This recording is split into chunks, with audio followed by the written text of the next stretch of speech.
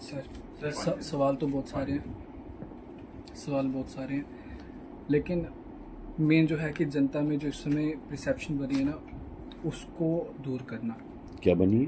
Perception जो बनी है, जब आप गए बड़ी सारी सपोर्ट मिली, सभी ने कहा कि नहीं कांग्रेस इस समय जोश में है, गई है तो स्टेटहुड ज़रूर लेके आएगी। लेकिन अगले दिन ही सीएम उमर अब्दुल्ला का ये बयान आ जाता है कि पहले जब हमारी इंडिया की मीटिंग हुई थी तब उन्होंने हमारे साथ बात नहीं की। नहीं, वो मीटिंग यहाँ जम्मू कश्मीर के लेवल पे नहीं हुई। जी वो मीटिंग तो इंडिया ब्लॉक टोटल जो है नेशनल लेवल की जो मीटिंग थी उसमें हुई। जी और उसमें तो ये issues day to day issues को तो डिस्कस नहीं करते हैं। उसका पैरामीटर्स जो हैं बहुत वाइड होते हैं और लेवल उसकी डिफरेंट होती है। जी तो उनका ये कहना था कि हमें यहाँ नहीं बताया गया, जबकि ये सब लोग जानते थे। पिछले 6 महीनों की इसमें पहले से मेहनत लगी हुई है, सब लोग जानते थे कि इसमें आगे जाके क्या हो सकता है। और उसके बाद में हमने उनको सारी पॉलिटिकल पार्टीज़ को ये जो है ऑफ़र भी दी। हमने तो बार बार कहा कि ये 1,40,40,00,000 लोगों की मूवमेंट को, उनके जज्बात, उनके एहसासात, उनकी ख्वाहिशात को लेके हम वहाँ जा रहे हैं। और सारी पॉलिटिकल पार्टीज़ बिला लिहाज मज़हब व मिल्लत, बिला लिहाज पार्टी वाबस्तगी, बिला लिहाज रीजनल वाबस्तगी, they are welcome to strengthen this movement. तो बाकी ये कहना कि हमें जानकारी नहीं थी, हम अखबारों में पढ़ते हैं, तो मुझे ये बात कुछ सही नहीं लगी। देखिए, अभी विधानसभा चुनाव हुए थे, आपने कांग्रेस के साथ मिलके इलेक्शन लड़ी, माफ़ कीजिएगा एनसी के साथ लड़की, ठीक रहा। लेकिन जब रिजल्ट्स की बारी आई तो कांग्रेस उस तरह का प्रदर्शन नहीं कर पाई जिस तरह का एक्सपेक्टेड था, क्योंकि धारा 370 टूटने के बाद स्टेटहुड हमारे पास बची नहीं। लोगों में बहुत रोष था, लोग चाहते थे कि स्टेटहुड वापस आए, और कांग्रेस एकमात्र ऐसी पार्टी थी जो कि स्टेटहुड नहीं चाहती थी जम्मू कश्मीर को। उन्हें जम्मू कश्मीर लद्दाख सारा चाहिए था, यानी कि पूर्ण राज्य का दर्जा चाहिए था। उसी को लेकर ही आप लगातार मांग कर रहे थे। चुनाव हुए, सब कुछ हो गया, कांग्रेस का उस लेवल से प्रदर्शन नहीं था। लेकिन सवाल ये उठता है कि वो गई है, वो भी तब गई है जब हमारा मानसून सेशन शुरू हुआ है। तो कहीं ना कहीं अपने आप को जिंदा करने के लिए कांग्रेस वहाँ गई है, ताकि हम यहाँ पे एग्जिस्ट करते हैं। क्या ये गलत बात है कि जो लोगों की मांग है, जायज़ मांग, अभी आपने खुद कहा कि सब लोग चाहते हैं कि स्टेटहुड हमें मिले, और जब ये एक कॉमन डिमांड है यहाँ के 1,40,40,00,000 लोगों को ले जाने की, क्या ये गलत बात है कि हम उस डिमांड को लेके दिल्ली जा रहे हैं?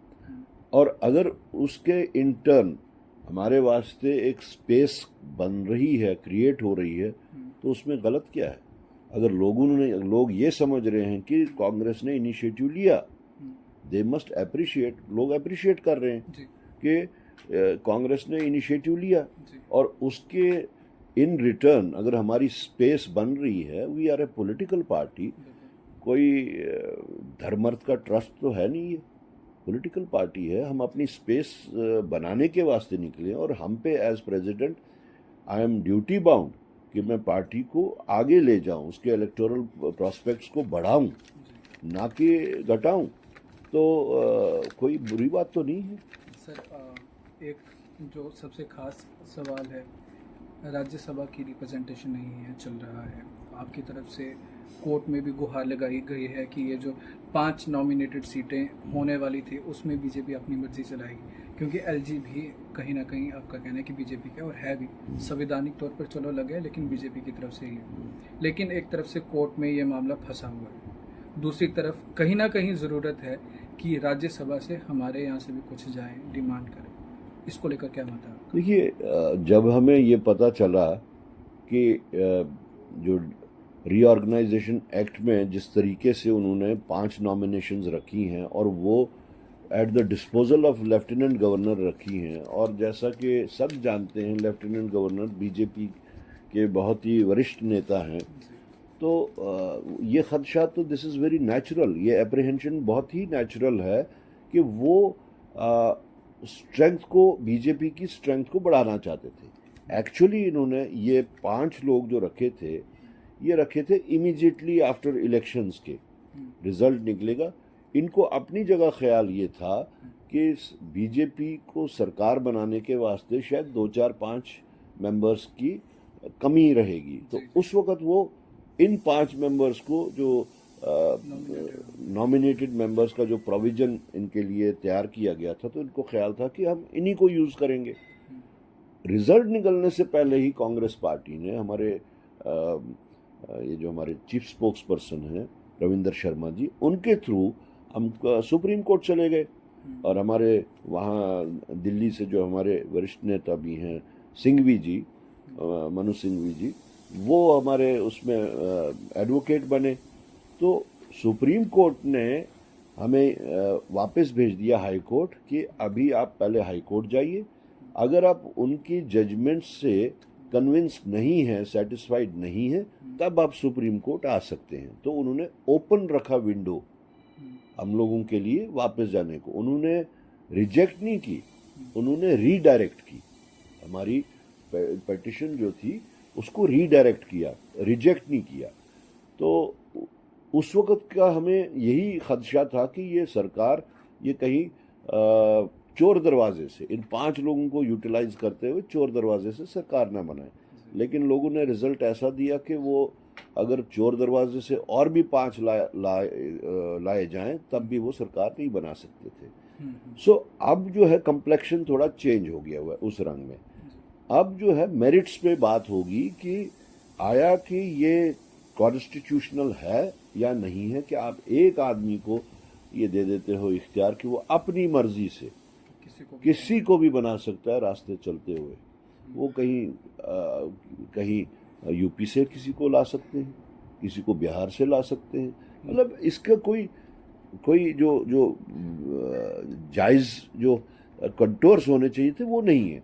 तो अभी तो वो इसमें कोर्ट में है, सब जुडिस है, और अभी तक भी गवर्नमेंट ने, जम्मू कश्मीर की सरकार ने उसमें रिजॉइंडर नहीं भरा हुआ है, और सरकार को बार बार मौके दिए जा रहे हैं because government feels that they are on a weak wicket.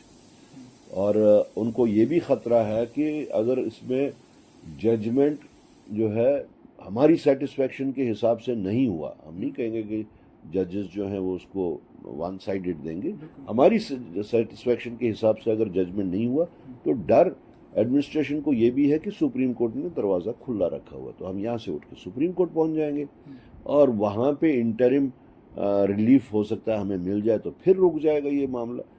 तो तब तक मेरे ख्याल में शायद ये ना हो, राज्यसभा का मैं शायद कह रहा हूँ, जब तक इन 5 मेंबर्स का कोई फैसला ना हो, क्योंकि आज की स्ट्रेंथ जो है रीऑर्गेनाइजेशन एक्ट में असेंबली की 95 है, 90 नहीं है, तो अभी हाउस कंप्लीट नहीं हुआ है। सर कहीं ना कहीं बोलने कि आप ज़्यादा जल्दी आ गए जंतर मंतर से, आपको थोड़ा सा और रुकना चाहिए था। जंतर मंतर में गए थे प्रदर्शन के लिए जी, ज़्यादा जल्दी आ गए। ज़्यादा जल्दी आ गए? हाँ। क्या मतलब अभी पार्लियामेंट सेशन चल रहा है जी, तो आपको शायद थोड़ी देर और रुकना चाहिए था, क्या पता कुछ ना कुछ हक में फैसला आ जाता। नहीं मतलब वहीं पे रुकने का, हाँ। वहाँ पे तो उनने हमें 10 बजे से 1 बजे तक का टाइम दिया गया था, 12:45 बजे उन्होंने अनाउंसमेंट शुरू कर दी कि आपका टाइम ख़त्म हो रहा है। तो वहाँ पे तो हमें दिल्ली में वो कहाँ रहने की जगह देते, तो या तो फिर उनकी जेलों में ही बैठते हम कहीं। सर कुछ सवाल तैयार किए हैं और इसमें हाँ, ये जो सत्र चल रहा है मानसून का, तो इसमें स्टेटहुड को लेकर उतना ज़्यादा चर्चा नहीं है, सर को लेकर है। बिहार में जो सब इस समय चल रहा है कि वोटर्स की कटिंग एंड ऑल। देखिए, अगर आपको याद होगा कि इंडिया ब्लॉक की मीटिंग एक हुई, वर्चुअल मीटिंग जो हुई थी, तो उसमें जो इश्यूज पार्लियामेंट में उठाने हैं तो उसकी लिस्ट एक बनाई उन्होंने, और केसी वेणुगोपाल जी ने उसको जो है वो ट्वीट भी किया, ठीक है। और उन्होंने उसमें प्रायोरिटी वाइज अपने वो इश्यूज जो थे वो बताए। पहला इशू जो था वो था सिक्योरिटी लैब्स को लेके पहलगाम का, वो उसका नंबर 1 पे वो आता है। ठीक ठीक। दूसरा उसी के साथ में जुड़ जाता है वो फिर सीज फायर का, ठीक है। ट्रम्प का इशू। दूसरा इशू जो आता है वो एसआईटी का इशू आता है। ठीक। तीसरा आता है वो ट्रम्प वाला जो सीज फायर का। ठीक। चौथा इशू जो है वो जम्मू कश्मीर की स्टेटहुड का आता है। तो ये प्रायोरिटीज उन्होंने जो दी हैं या जो इश्यूज को उन्होंने आइडेंटिफाई किया है पार्लियामेंट में उठाने के लिए दोनों हाउसेज में, तो उसमें जम्मू कश्मीर फिगर करता है। मतलब ये सत्र चल रहा है तो बीच में उठाया जाएगा। हाँ, ये चीज की श्योरिटी है। हाँ, वो उठाया जाएगा। लेकिन अभी जो लगता है कि जिस हिसाब से वो किसी चीज़ पे जवाब नहीं दे रहे हैं, तो वो पूरे इस सेशन को में टाइम वेस्ट करने का वो टाइम गेन कर रहे हैं, और किसी न किसी मुद्दे पे वो एडजॉर्न कर दे रहे हैं। वो बात भी नहीं करने दे रहे एलओपी को, यानी दे आर प्रोवोकिंग कि आप लोग शोर मचाइए और ताकि ये सत्र ना चले। हाँ, और इससे कहीं ना कहीं जनता का पैसा वेस्ट हो रहा है। बिल्कुल सर्वे के अनुसार कि 1 लाख का 1 घंटे का जी। 1.5 करोड़ खर्च होता है और पूरे दिन का लगभग 9 से 10 करोड़ खर्च जी, होता है जी, उसके लिए। जी। तो 1 महीना चलना है लगभग 270 करोड़ जनता का, जी। और वो वेस्ट जा रहा है क्योंकि प्रोडक्टिव तो अभी तक कुछ हो नहीं पाया। लेकिन शुरुआत में but BJP is happy about it. BJP happy है कि सत्र ऐसा ही चलता रहे, उनको किसी बात का जवाब नहीं देना पड़ेगा। और क्योंकि यहाँ तो प्राइम मिनिस्टर साहब भी अब अवॉइड कर रहे हैं, भाग रहे हैं, इश्यूज से भाग रहे हैं वो, तो हम तो यही कह रहे हैं कि इट सूट्स देम। सर, ये एक आखिरी सवाल है जस्टिस वर्मा को लेकर। थोड़ी देर पहले वहाँ पे उनके घर से आग लगी थी, नोट जले हुए मिले थे, उसको लेकर फिर ये राज्यसभा तक बात हुई। बाद में जो भी इंटरनल मामला था, धनखड़ ने रिजाइन कर दिया, ठीक है, वो अभी वाइस प्रेसिडेंट नहीं रहे। इसको लेकर कांग्रेस का क्या मत है? क्योंकि आप वहाँ गए थे, आपने वहाँ बातचीत की, आपने ग्राउंड रियलिटी देखी। नहीं, हमारे हिसाब से जिस तरीके से ये सब हुआ है उसमें तो एक ही बात उभर के आती है, that everything was not hunky डोरी बिटवीन मिस्टर अपने वाइस प्रेसिडेंट धनखड़ जी और बीजेपी की क़यादत। कुछ न कुछ इसके पीछे दाल में कुछ काला जरूर है।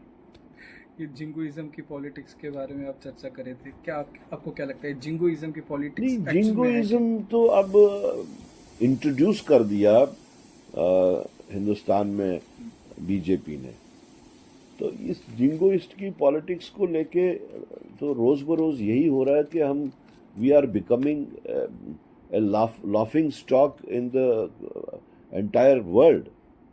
और कभी थाली बजाओ, कभी ताली बजाओ, कभी मोमबत्ती से भगाओ कोरोना को, दुनिया हंसती है हम पे।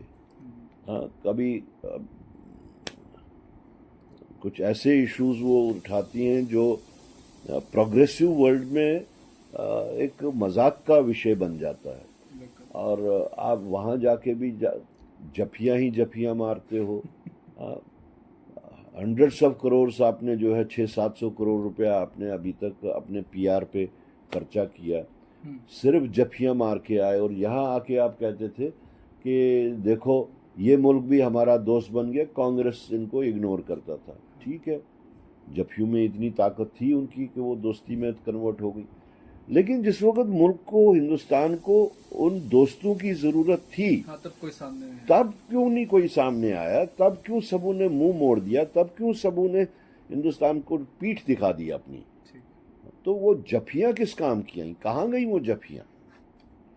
इसका मतलब है आप तो अपना पर्सनल पीआर दुनिया में घूम रहे हैं सरकारी पैसे पे, लोगों के पैसे पे, लेकिन ना आपकी जफियां कहीं काम आई, ना आपकी पपियां कहीं काम आई। ये सब पूछा जाएगा, ये सब तो देखती है ना, दुनिया भी देख रही है। मतलब इंतजार रहेगा कि जब इन चीजों पे बात होगी ऑपरेशन सिंदूर को लेकर। बिल्कुल ये तो ये इस पे बातें ये सवाल उठेंगी, ये जरूर सवाल पूछा जाएगा। जरूर उठेंगे कि आप ये बताइए 600-700 करोड़ अभी तक आपने खर्च किया, कितने ही लीडर्स को आपने जफ्फियां मारी, हम्म, तो क्या what is the outcome of that? जी उन जफ्फियों से क्या निकला? बिल्कुल यही सवाल थे, बड़े अच्छे अच्छे जवाब दिए। और ये जो आपका ये जफ्फियाँ वाला, तो ये सब हेड में रहने वाला जितना मुझे लग रहा है, ठीक है। हेडिंग में तो बड़ी सारी चीज़ें हैं सर, आपने कही इतनी मतलब प्रोडक्टिव चीज़ें थी कि मुझे डिसाइड